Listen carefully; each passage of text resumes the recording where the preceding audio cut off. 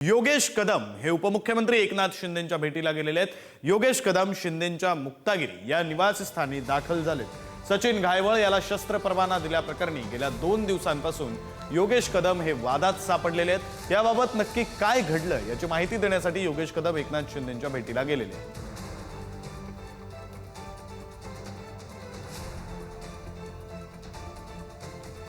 योगेश कदम हे उपमुख्यमंत्री शिंदेंच्या भेटीसाठी गेलेले आहेत। मुक्तागिरी या शिंदेंच्या बंगल्यावर योगेश कदम गेलेले आहेत। खरं तर मागच्या 2 दिवसांपासून घायवळ प्रकरणामध्ये योगेश कदम यांचं नाव चर्चेत आहे।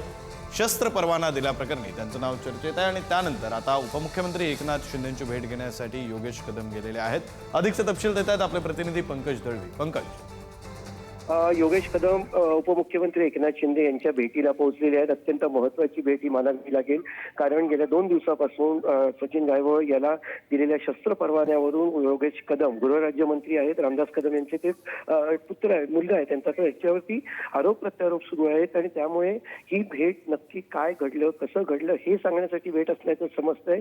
एक पक्षाचे प्रमुख नेते म्हणून त्यांना सगळी माहिती दिली जाईल। उपमुख्यमंत्री ते आहेत, नक्की काय झालं याचं सगळ्याचं रिपोर्टिंग योगेश कदम जे आहेत ते एकनाथ शिंदे यांना करतील। अर्थात या बाबतीत एकनाथ शिंदे आणि योगेश कदम यांचं यापूर्वी सुद्धा फोनवरती बोलणं झालेलं आहे।